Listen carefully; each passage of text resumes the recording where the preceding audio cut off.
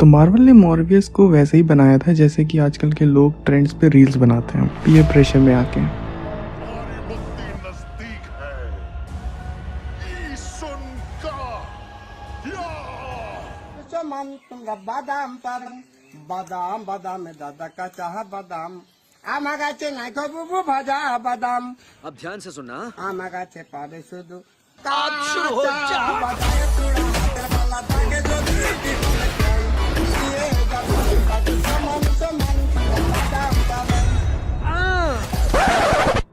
तो शुरू से शुरू करते हैं। तो बात है अमेरिका में 1960s की, जब वहाँ पे हॉरर जॉनरा की जो मूवीज थी वो बहुत ज्यादा ट्रेंड में थी और इसी बीच जो वैम्पायर मूवीज थी वो भी बहुत क्रेज में आ रही थी। अब 1960 में टेलीविजन या इंटरनेट तो हुआ नहीं करता था जिससे कि हर रोज नए ट्रेंड्स और नए क्रेज आए। एक ट्रेंड सालों साल तक रहता था। इसी के चलते मार्वल ने सोचा क्यों ना हम भी अपना एक मार्वल वैम्पायर लेकर आए और इसी से शुरुआत होती है Michael Morbius the living vampire की। तो साल 1971 में रॉय थॉमस और गिल केन ने मिलकर इस कैरेक्टर को इजाद करा था। स्टोरी की अगर बात करें तो माइकल मॉर्बियस जो है वो ग्रीस में ही पला बड़ा था। उसकी माँ ने ही उसका ध्यान रखा था जब उसके पापा उसे छोड़ के चले जाते हैं। माइकल दूसरे बच्चों से काफी अलग रहता होता है क्योंकि उसे एक रेयर ब्लड डिजीज कंडीशन थी। कंडीशन ये थी कि उसके जो ब्लड सेल्स थे वो अपने नेचुरल टाइम से पहले ही मर रहे थे। पर इस बीमारी के चलते हुए भी मॉर्बियस बहुत ही ज्यादा इंटेलेक्ट और स्मार्ट था। वो अपना ज्यादा टाइम बुक्स रीड करने में ही बिताया करता था।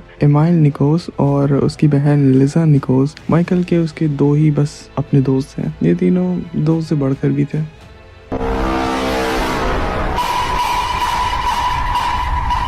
नहीं मतलब वैसे नहीं, मोर लाइक अ फैमिली। और मॉर्बियस की जो लव इंटरेस्ट थी वो थी मार्टिन बैंक्रॉफ्ट जो उसी की तरह काफी इंटेलिजेंट थी। तो कॉलेज में माइकल और एमाइल ब्रिलियंट साइंटिस्ट बन जाते हैं और वो उनको नोबेल प्राइज भी मिलता है उनका जो भी कंट्रीब्यूशन रहता है बायोकेमिस्ट्री में उसके लिए। अब फिर इतना सब करने के बाद अगर जो अपने ही डिजीज का क्योर नहीं निकाला तो क्या घंटा का नोबेल प्राइज जीता है तुमने। तो दोनों लग जाते हैं मॉर्बियस का ब्लड डिजीज क्योर करने के लिए जिसमें वैम्पायर स्पीशीज बैट और इलेक्ट्रोशॉक का इस्तेमाल करा जाता है। एक प्रोसीजर डेवलप करते हैं ये दोनों के दोनों। काफी रिस्की प्रोसीजर होता है और इसीलिए जो इसकी फियांसे होती है वो इन दोनों को रोकती भी है कि ऐसा मत करना। पर वो कहता है ना कि मजा तो उसी काम में आता है जिसे मना करा जाए। अब इन दोनों के पास इतना वक्त नहीं होता है कि ये उस प्रोसीजर को लेके कुछ टेस्ट रन कर सकें क्योंकि मॉर्बियस की हालत बहुत ज्यादा ही खराब हो रही होती है। तो ये लोग डिसाइड करते हैं कि जो प्रोसीजर है वो सीधे माइकल के ऊपर ही परफॉर्म करा जाएगा। तो इससे जो माइकल का ब्लड डिजीज है वो तो क्योर हो जाता है पर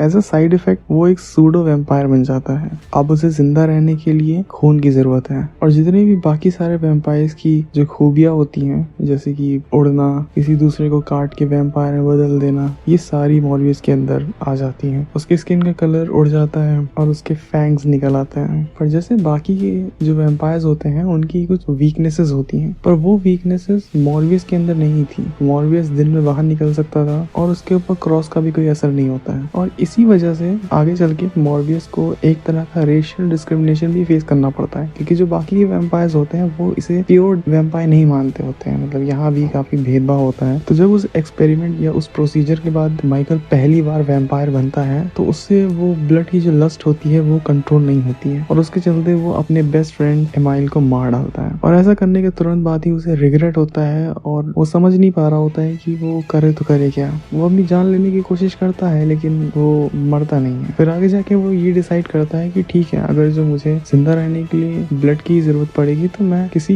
इनोसेंट की जान नहीं लूंगा। और इसी के चलते मॉर्बियस ये भी कहता है कि if I must drink blood let it be the blood of the corrupt of those who deserves to die, the blood of the guilty. पर अगर तुम्हारे सामने के दो दांत बड़े हैं और वो दांत मार के तुम सामने वाले की जान ले सकते हो, it doesn't give you the right to decide कि कौन अच्छा है और कौन बुरा। और यही खूबी है इस कैरेक्टर की। ये ना तो कोई बुरा कैरेक्टर है और ना ही कोई अच्छा कैरेक्टर है। ये एक ऐसा कैरेक्टर है जो सिचुएशन पे डिपेंड करता है।